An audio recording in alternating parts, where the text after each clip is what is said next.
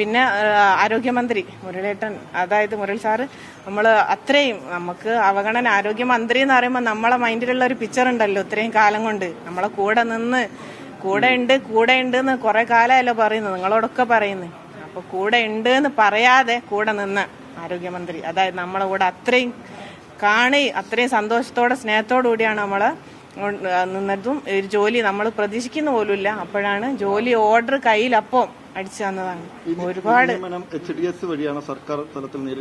HDS വഴിയാന്നാ പറഞ്ഞിട്ടുള്ളത്. നമുക്ക് എന്തായാലും ഞാൻ എൻ്റെ കരിയർ അത്യാവശ്യം കുഴപ്പമില്ലാതെ BSc ഫിസിക്സ് ആയിരുന്നു അങ്ങനെ പഠിച്ചുകൊണ്ടിരുന്ന നമുക്ക് അത് തുടർന്ന് പഠിക്കാനോ ഒരു കരിയറിലെത്താനോ ഒന്നും കഴിഞ്ഞില്ലല്ലോ, എല്ലാം കൊണ്ട് നമ്മൾ തകർന്നു പോയില്ലേ.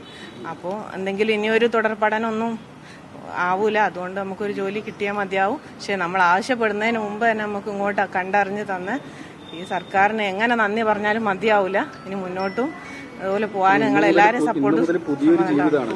തീർച്ചയായും 9 വർഷക്കാലം ഒരു പക്ഷെ മരണം മുന്നിൽ കണ്ട് ഇനി ജീവിതം ഉണ്ടോന്ന് പോലും ചിന്തിച്ച ഒരു ആ ഒരു സന്ദർഭത്തിൽ നിന്ന് അൽഹംദുലില്ലാ ബാക്കോട് നോക്കുമ്പോൾ ഞാൻ എങ്ങനെ അതിനൊക്കെ തരണം ചെയ്തെന്ന് എനിക്കറിയില്ല. പഠിച്ചവന്റെ കാരണം ഒന്നുകൊണ്ട് മാത്രം, പഠിച്ചവനിൽ ഉറച്ച വിശ്വാസം ഉള്ളത് കൊണ്ട് മാത്രം എന്തായാലും ഒരു പ്രയാസത്തിന് ഒരു എളുപ്പമുണ്ടെന്ന് ഉറച്ച് വിശ്വസിച്ചിരുന്നു. ആ ഒരു പ്രയാസം കഠിനമായിരുന്നെങ്കിൽ എളുപ്പം അൽഹംദുലില്ലാ അത്രയും ഹയറായി വന്നു എന്നുള്ളതാണ് സന്തോഷം. സത്യം ജയിച്ചു.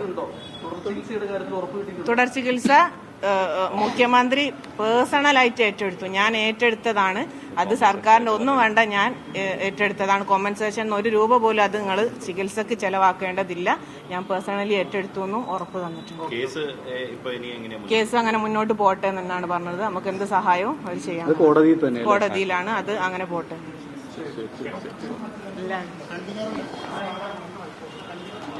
വലിയ പോരാട്ടത്തിനൊടുവിൽ മനുഷ്യപ്പറ്റുള്ള ഒരു സർക്കാർ അധികാരത്തിൽ വന്നപ്പോൾ മനുഷ്യപ്പറ്റുള്ള ഒരു തീരുമാനവും ഉണ്ടായിട്ടുണ്ട്. നിങ്ങൾക്കറിയാം, ഇവിടെ വിശദീകരിക്കേണ്ടതില്ല, 100 ദിവസത്തിലധികം മെഡിക്കൽ കോളേജിന് മുമ്പിൽ തന്നെയാണ് അർച്ചന സമരം ചെയ്തത്.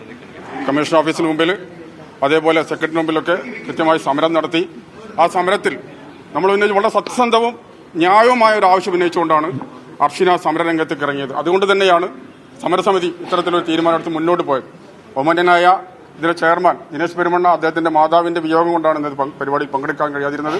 ഏതായാലും അദ്ദേഹത്തിന്റെ നേതൃത്വത്തിൽ ഉജ്ജ്വലമായ സമരമാണ് ഞങ്ങൾ നടത്തിയിട്ടുള്ളത്. ആ ന്യായവും സത്യസന്ധവുമായ ഒരു സമരത്തെ UDF സർക്കാർ ഏറ്റെടുത്തു.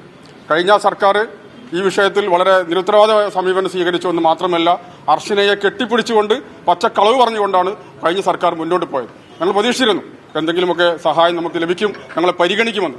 പക്ഷേ ഒരു പരിഗണനയും LDF സർക്കാരിന്റെ ഭാഗത്തുണ്ടായില്ല. പക്ഷേ ഈ സമരപന്തലിൽ വന്ന VD Satheesan sir, PK Kunhalikutty, Ramesh Chennithala, Muraleedharan തുടങ്ങിയ UDFന്റെയും രാഹുൽ ഗാന്ധി അടക്കമുള്ള ആളുകളുടെയൊക്കെ നല്ല സർവ്വ പിന്തുണ വിഷയത്തിലുണ്ടായിട്ടുണ്ട്. അന്ന് തന്നെ കഴിഞ്ഞ പ്രാവശ്യം തന്നെ VD സതീശൻ അർച്ചനയ്ക്ക് ചികിത്സാ സഹായം നൽകിയതാണ്. അതേപോലെ രമേശ് ചെന്നിത്തലയും സഹായം നൽകിയതാണ്. ആ തുടർ ചികിത്സ ഏറ്റെടുക്കുമെന്ന് ഇന്നലെ മുഖ്യമന്ത്രി ഉറപ്പ് വന്നിട്ടുണ്ട്. അതേപോലെ ഇപ്പോൾ ഹൈക്കോടതി സ്റ്റേ ചെയ്തിരിക്കുന്ന കേസ് വീണ്ടും അത് പുനരന്വേഷണം കൊടുത്തുകൊണ്ട് ഉന്നതതല കോടതിയിൽ വിചാരണ കാര്യങ്ങൾ പറഞ്ഞിട്ടുണ്ട്. അതേപോലെ മാന്യമായ നഷ്ടപരിഹാരം അർച്ചനയ്ക്ക് ഉറപ്പുവരുത്തുമെന്ന് പറഞ്ഞിട്ടുണ്ട്. അതിന് പുറമെ അർച്ചനയുടെ തകർന്ന വീട് നന്നാക്കാനുള്ള ഒരു എസ്റ്റിമേറ്റ് നമ്മളോട് തയ്യാറാക്കി കൊടുക്കാൻ പറഞ്ഞിട്ടുണ്ട്. അതും കൂടി അദ്ദേഹം ഏറ്റെടുക്കാമെന്ന് പറഞ്ഞിട്ടുണ്ട്. അതിന് ശേഷമാണ് മുരളീധരൻ ആരോഗ്യമന്ത്രി മുരളീധരൻ നമ്മൾ കണ്ടത്.